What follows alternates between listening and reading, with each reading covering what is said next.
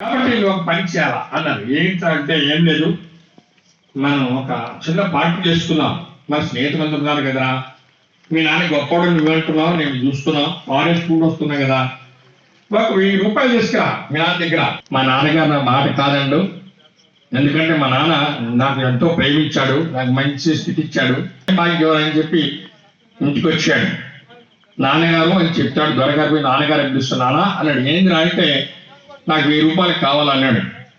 ఎందుకు నీకు 1000 రూపాయలు అని అడిగాడు. నా స్నేహితులతో పార్టీ చేసుకోవాలనుకున్నాను, నాకు 1000 రూపాయలు సహాయం చేయాలడిగితే వాడు ఏమంటే నీవనరా, డబ్బు యొక్క విలువ తెలియదు నీకు, కాబట్టి నీకు 500 ఇస్తాను ఖర్చు పెట్టుకో, నాకు 1000 రూపాయలు ఇవ్వను, చాలా విలువైనవి ఆ రోజుల్లో, కాబట్టి నేను ఇవ్వను అనేసరికి ఎందుకు ఇవ్వో అని ఒత్తిడి చేస్తున్నాడు.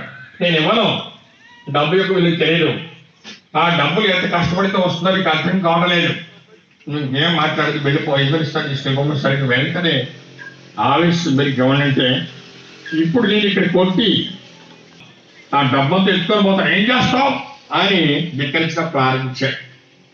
అప్పుడు వెంటనే అమెరికా సోదరి కలం నీళ్ళు పట్టుకొని రాలి. ఎందుకో తెలుసా, నేను ఎక్కడో ఇస్త్రాగొల్లని తింటున్న వాడిని తీసుకొని వచ్చి నేను ఈ స్థాయికి తీసుకొని వచ్చాను. పెంచిన ప్రేమ కూడా లేకుండా వాడు ఏం చేసి గతాన్ని మర్చిపోయి వాడిని మాట్లాడతాడని చెప్పి బాధపడుతూ కలం నీళ్ళు కాల్చాడు. సరే ఉండు, నాకు కొద్దిగానే డబ్బు తీసుకెళ్ళగానే ఉండు, మళ్ళా చెప్తాను, నీకు డబ్బు ఇస్తాడు.